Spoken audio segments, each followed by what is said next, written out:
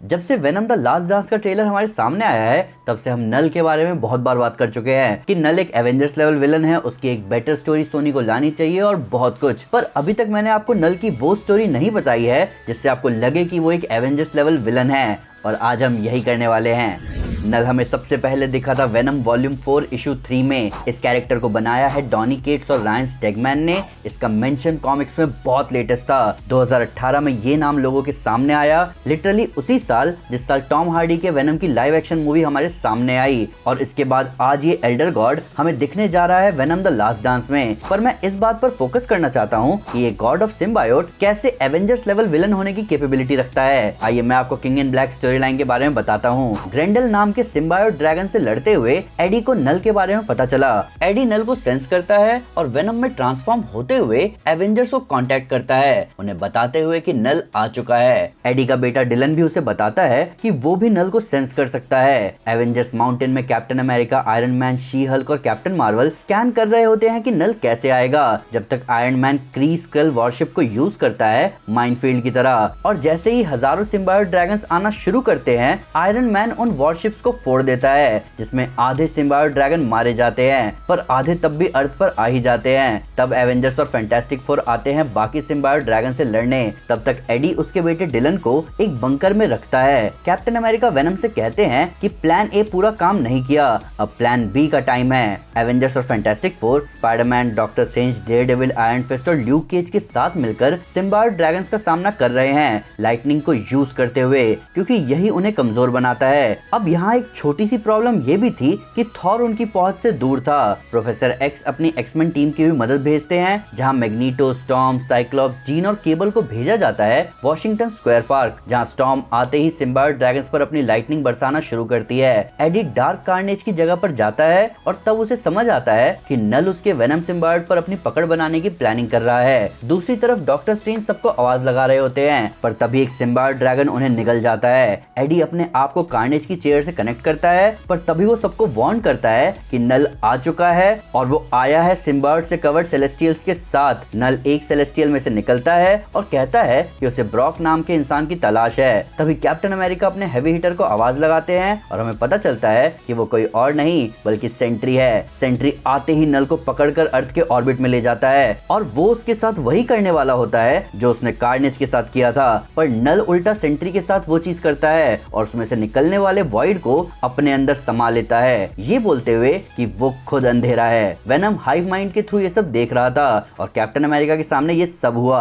Iron man तुरंत सबको वहां से जल्दी से निकलने को कहता है, पर कैप्टन अमेरिका कहते हैं कि वो लड़ेंगे ताकि बाकियों को टाइम मिल सके। तब नल सभी सुपर हीरोज को निकलना शुरू करता है, जिसके साथ साथ वो अर्थ को कवर कर देता है सिम्बायोट डोम से ताकि अर्थ सन से डिस्कनेक्ट हो जाए। स्टॉर्म जो कि उड़ते हुए सिम्बायोट से निपट रही थी, उसे आयरन मैन निकलने को कहता है, पर नल उसे भी निकल लेता है। तब एडी आयरन मैन से कांटेक्ट करता है और कहता है कि वो जा रहा है नल से निपटने ताकि बाकियों को टाइम मिल सके ये फिगर आउट करने का कि नल को कैसे हराना है। वेनम तब नल के सामने जाता है और कहता है कि वो जिसे ढूंढ रहा है वो उसके सामने है। नल कहता है कि वो जिस ब्रॉक को ढूंढ रहा है वो डिलन ब्रॉक है। तब एडी नल से कहता है कि वो उसके बेटे को छोड़ दे और उसके बदले में उसे ले जाए। नल एडी का सिम्बायोट खींचते हुए कहता है कि वो अपना बेटा भी ले रहा है और बाद में उसका बेटा भी ले जाएगा, और ऐसा कहने के बाद नल एडी के सिम्बायोटलेस बॉडी को नीचे फेंक देता है। एडी ब्रॉक नीचे जाकर गिरता है एक कार पर, जिसकी वजह से उसकी हालत नाजुक हो जाती है। तभी स्पाइडरमैन आता है उसकी मदद करने, पर वहीं वो देखता है कि बाकी सुपर हीरोज जिन पर सिम्बायोट ने पकड़ बना ली है वो उन पर अटैक करने आए हैं। तभी ह्यूमन टॉर्च आता है और स्पाइडरमैन से कहता है कि वो एडी को तुरंत फैंटास्टिक फोर की लैब में ले जाए। स्पाइडरमैन ऐसा ही करता है। तब तक ह्यूमन टॉर्च बाकी सिम्बायोट सुपर हीरो से निपटना शुरू करता है। फैंटास्टिक फोर की लैब में स्पाइडरमैन जेन फॉस्टर की वेलकरी से कहता है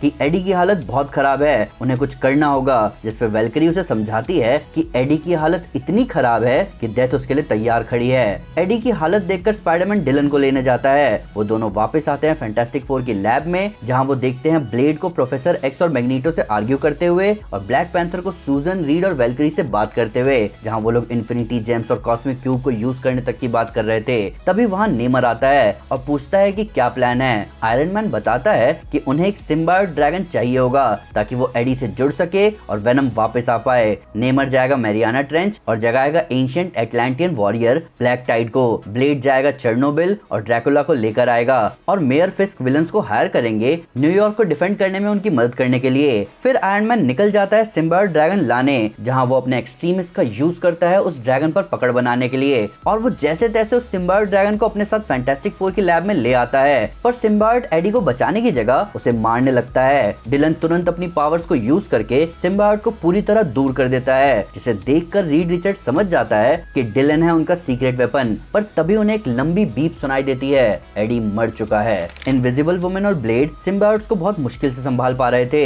और मिस्टर फैंटास्टिक स्पाइडरमैन और वुल्वरिन को समझाते हैं कि डिलन की मदद से सिम्बायोट से निपटा जाए। वो तीनों इनविजिबल वुमन के पास जाते हैं, जहां डिलन कैप्टन अमेरिका को सिम्बायोट से आजाद करवाता है। तभी नल को पता चल जाता है कि डिलन कहाँ है, पर इससे पहले वो उस तक पहुंचता वहां थॉर आता है। थॉर और डिलन मिलकर कुछ सुपर हीरोज को आजाद करवाते हैं। तभी नल थॉर से टकराता है और थॉर नल पर पकड़ बना ही लेता है कि नल अपने साथ लाए हुए सेलेस्टियल्स को एक्टिवेट कर देता है और जैसे ही थॉर का ध्यान भटकता है, नल थॉर की पीठ में अपनी सिम्बायोट सोर्ड घुसा देता है। आयरन मैन डिलन को आजाद करवाए हुए सिम्बायोट ड्रैगन पर आता है और अपने एक्सट्रीमिस्ट इन्फेक्टेड सिम्बायोट से दो में से एक सेलेस्टियल पर पकड़ बना लेता है। पर तभी नल डिलन को अपने साथ ले जाता है। इस पूरे हालात को देखते हुए थॉर अपने रेवेंस हागिन और मनिन से कहता है कि जाओ और उसे बुला कर लाओ और तभी हम देखते हैं सिल्वर सर्फर को।